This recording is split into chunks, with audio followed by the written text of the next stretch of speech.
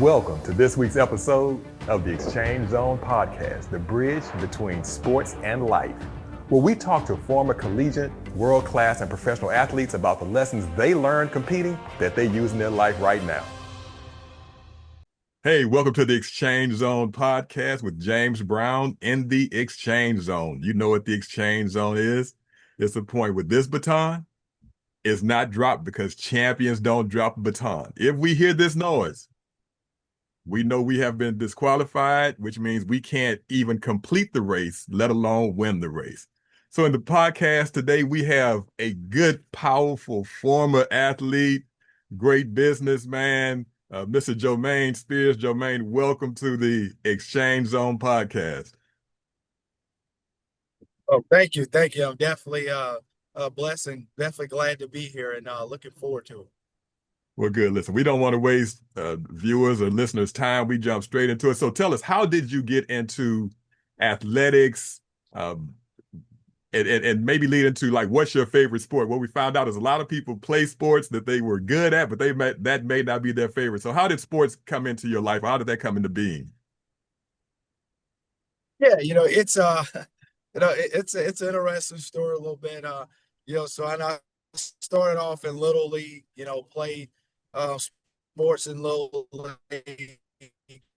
I was real small, I was, probably, 115 pounds my freshman year of high school. And I know, playing Little League, and I remember going through that time period to where it was funny. My parents didn't want me to play football.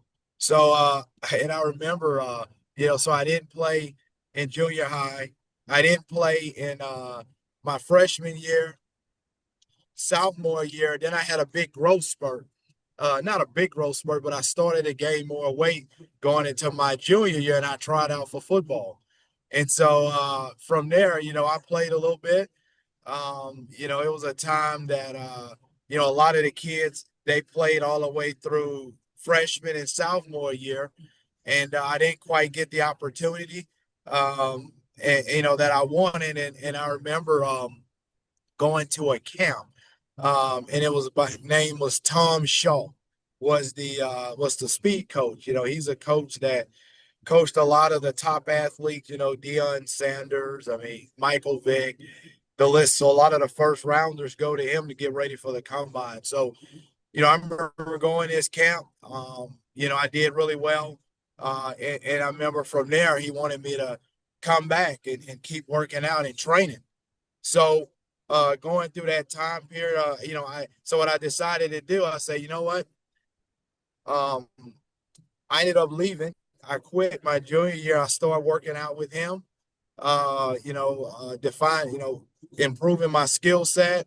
Yeah. And from there, I went down the journey of walking on. So I walked on, and then the story goes on into college when I got an opportunity to play, and I had a pretty good year my senior year, but ultimately that's kind of my journey.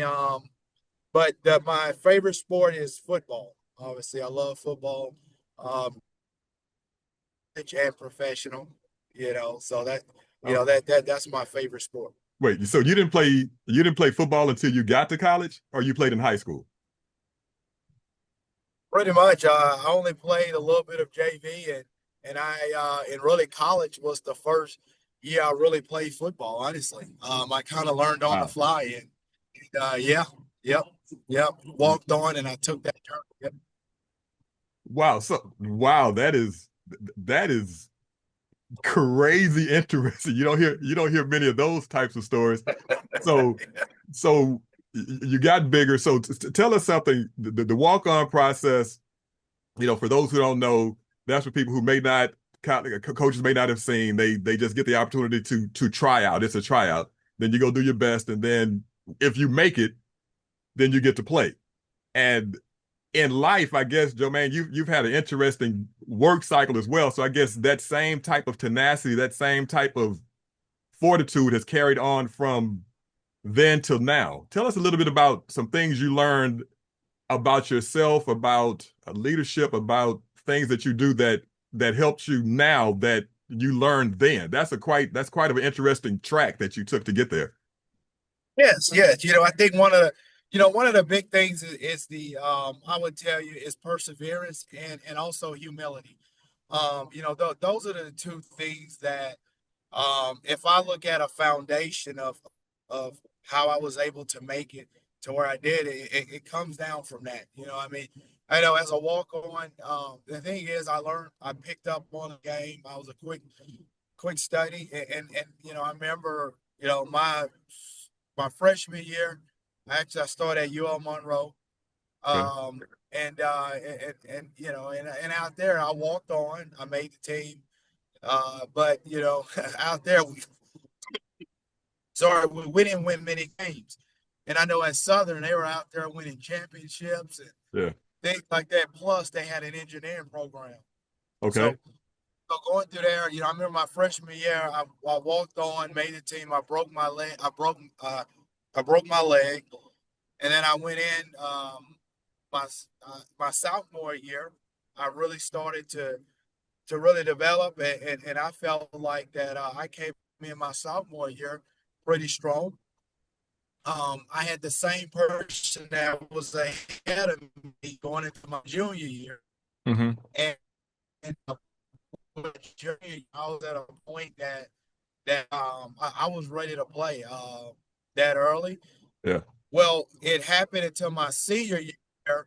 I finally got the out where coaches out there, going in, performing every day in, day out, got opportunities to play, Right. did well. I finally moved ahead of the person, and I started over him my senior year. And when I look back at that, I look back at my high school experience where I quit because I felt like I was better, even though I didn't have the time. I felt like I should have played, I should have started. Yeah. But in a way, I kind of gave up in a sense. And I was faced with a similar struggle as I walked on. Thankful that I made the team, but it was then that I had to persevere. It was then that I had to humble myself, and I just had to do my best every day. And that meant I worked harder. As I got more frustrated, I just put more time in the gym. I put more time on the field. Working on my footwork Yeah. and studying film and things like that until I made it at a point to where I got the starting spot. And in life and in business, that's kind of what happened in a similar thing. I go from from engineering, you go and I had a nice career there. And then in business, I was faced even through career to similar challenges, but it was the ability to be humble and persevere. But the biggest thing that I would tell you, and I cannot leave this out, was what helped me with the perseverance and humility was trusting God. Okay. What I learned in college is that it was certain things I couldn't control. Right. But I worked as hard as I can, and I put trust in God, and I let Him. It was times that I wanted to, plead my case to the coach, or I wanted to do things that would have got me probably kicked off. I could do. I was maintain humility, perseverance, and I let God work the rest of it out. Yeah. And that lesson is what helped me in life when I face similar situations. That perseverance, that humility, God has a plan for all of us. We just have to do the best we can with what we have and see how all that works out. But there has to be some level of competition Yep. in you. So, have you always been competitive? And uh, are you Yes. still competitive? And then what do you do since you're not on the gridiron anymore, what are you doing to scratch that competitive itch now? Yes. Good question. Yeah. So I'm very competitive. I want to win at everything. So, and it is some of those things that I enjoy. Now, anything like, shooting pool or, Even within business, even within corporate America, having teams and wanting to win. And I think that one of the big things is being as part of the organization, wanting to be the best. Yeah. And that's what drives me. It's I'm not satisfied with wanting to look at what other companies are doing and no, I want to be better. I want us to be better than them. And so that's the mindset that I come in, and that's the mindset that I want to precipitate down to my team and my leaders. And so when you look at the DNA of my company, as well as where I'm a COO at, I mean, it's that DNA of we want to be the best. Yeah. So Whatever it is, let's come together, let's figure it out, let's move fast. so that's your competitive, that's the drive now. That's what gets you going now, is in the business world. Are there, Yes. yeah. So Yep. are there any lessons you learned from coaches that you have taken with you now that you apply to your teams that you oversee now being COO and everything? Yes, it is. I think one of the, I had a coach in high school, which they didn't play as much. One of the things I pulled from him um that really stuck with me, and I didn't understand it then, but I understand it better now. One thing he taught us is that it actually was. I take that back. Coaching college, he taught us that winners do everything that losing teams do. The winning teams do everything that losing teams do, Okay. but they just do a little bit more. Wow. They just do a little bit more when it comes down to preparation. And so that's been kind of my motto, is that, you know what? I just want to do a little bit more every day. I want to prepare a little bit more. And that's what I ingrain into my team, and to my employees, to my leadership, is that, why settle for something that's not going to make you the best. You're doing it anyway. You're going through the motions. Why not put a little bit more every day to have the pride that you're the best. And so that's one thing that really stuck with me, that I didn't understand as much then, as more that I understand it now. And so that's been a big cornerstone for me. Yeah, preparation is a good word. It seems to come up quite a bit in these interviews.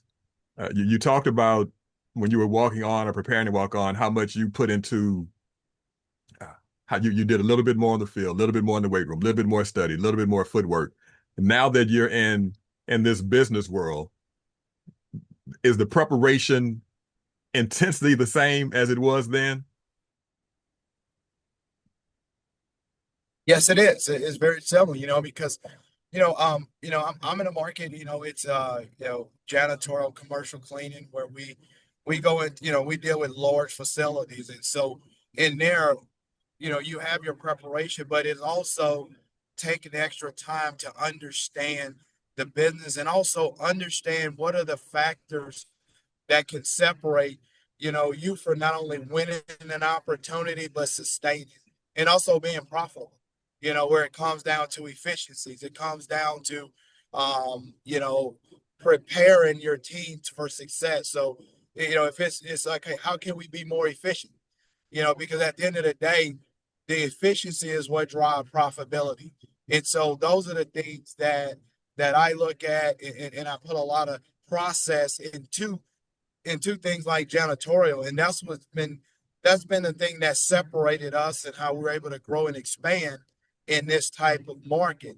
And that's that preparation. Now it what it does is it pushes you to really study, understand a lot of things. What is the traffic flow of, and the trucks that come in and out, and Yeah. and all those type of Yeah. things, to build a model and a program that makes it easy for your team to follow, to gain those efficiencies, to where now you can be competitive as far as price, but you can still be profitable, to allow yourself to invest more to the business to grow. So when it comes down to preparation, those are the things that not only I do, but I lead and drive and teach my team to do. So as leadership, we're able to look at those opportunities and be able to prepare for our team. So that's a great thing where you've mentioned the team several times and what you pour into them. What are some ways that you build trust in the team that, they trust you, you trust them? What are some things that you can share that helps that? Because we know you're only as, what's the cliche? You're only as strong as your weakest link. But how do you build trust that has allowed you to put teams together, that's allowed you to be as successful as you are, as you're doing, and as you currently are and are growing to be now? Because we know you're transitioning into a new uh, situation. Yeah, I think one of the big things, it comes down to that servant leadership type mentality. Yeah. And that's how I feel like literally you first got to understand, what is the source of success when you have a team. And it all comes Right. down Good. to ensuring that now, granted, as a leader, you have to set forth the strategic vision for Yeah. your team, but at the end of the day, it's your team that does the work. And so what I understand and what I talk to my team about is I'm there to serve them. And it's also them understanding that, yes, they respect me as their leader, Mhm. and everything. But at the end of the day, we all together as one team. And I think when you look at trust, it's the sacrifice that you're willing to make in order to make things easier for them. Yeah. It's that, and also making Yeah. sure that they understand why you do the things that you do. I mean, I would tell you, we are someone that when you look at, what drives us is process is efficiency, but it's discipline. They understand we why we do certain things. And I'll always like to talk to them about it and link that to it's what's best for them. And I think that a lot of times you got rules and you got manuals and you got all these type of things. But the missing link that I see is people understanding that, you have certain things in place in order to make it more sustainable for them. And I think that's what we talk about a lot. But ultimately they see me come out there and I'm willing to do whatever they do. Right. Um Nothing, and there's nothing I ask my team to do that I would not do. And I think it's just the trust, being genuine, being upfront with them and being honest. And being honest doesn't always mean that you're telling them what they want to hear, but you're telling them what they need to hear. And you're telling them in you tell them in a manner to help them develop and grow. And so ultimately, if once they understand that and they understand the intentions behind what you're doing, I think you get buy-in. And you got people that want to see you successful and they want to see the company successful. Yeah.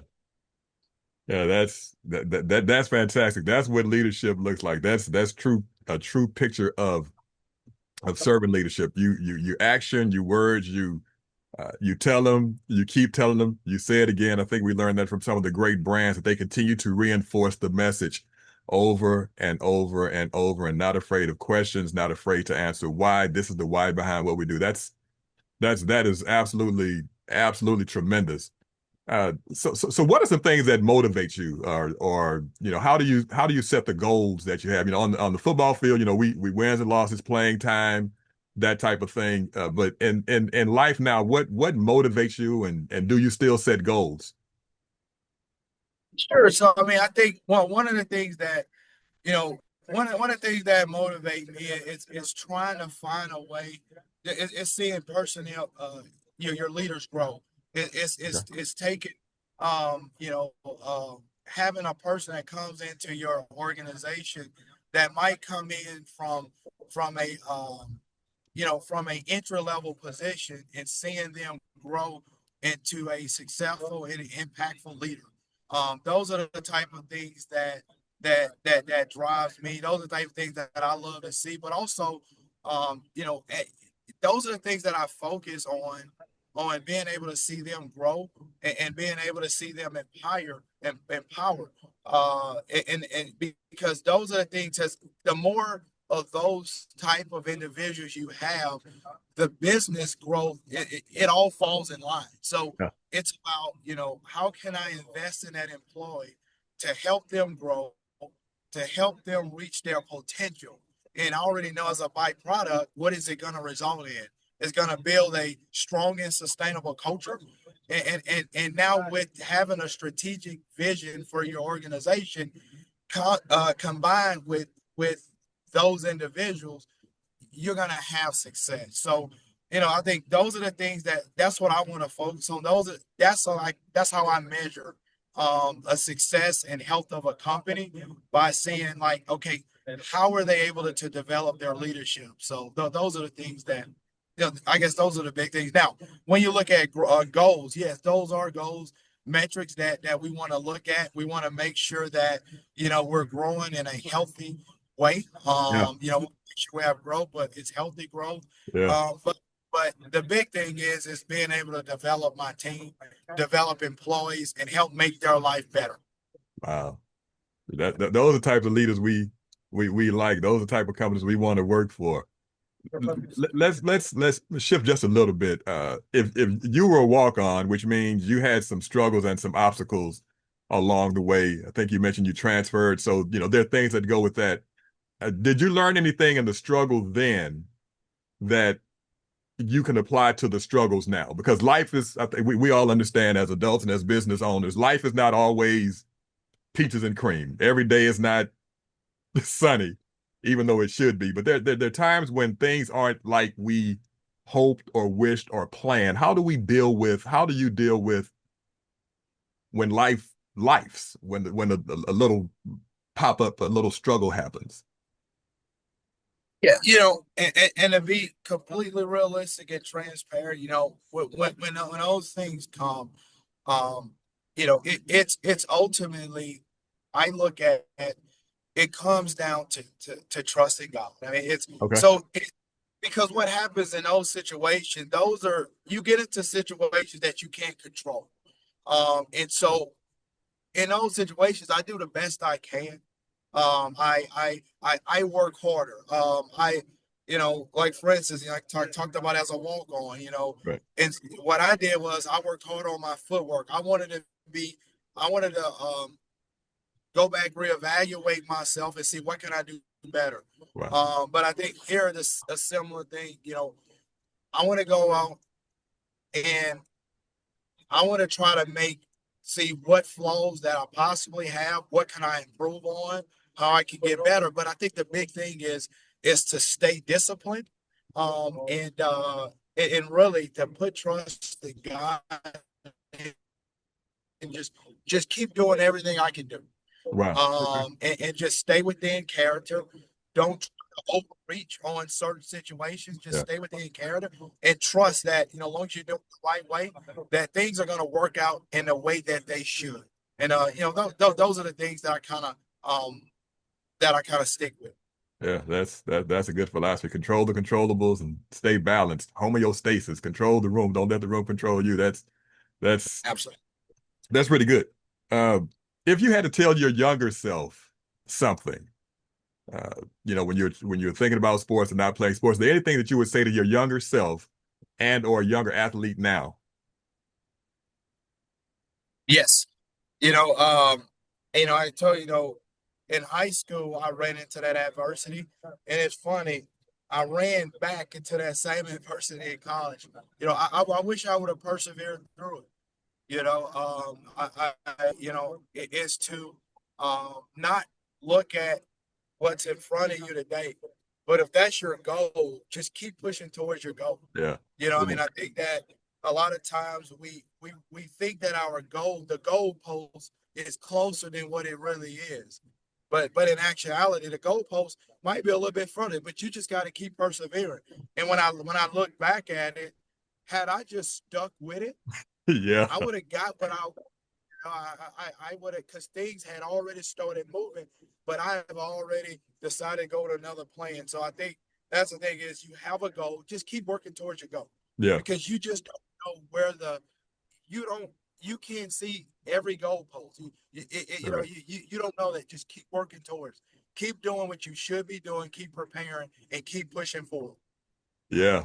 Yeah. That's a common thing. You just never know when the break is gonna happen. That's why we just have to Yep. keep. That's what they say, that it's darkest right before day breaks, so we just have to keep pressing, keep pushing. Uh, Question. We're gonna get ready to get out of here, but just a couple other questions. If somebody had to spend a day with you, what would they be shocked by? What would surprise them? Um, what what might surprise them is I think that when you start to look at you look at the business like commercial cleaning or janitorial, the amount of process and detail that go into how we do things every day. Also, what might surprise them is the interaction with my team, with my managers. On a lot of people look at me, they'll look at and read things, on internet, but the thing is that my team makes a lot of decisions.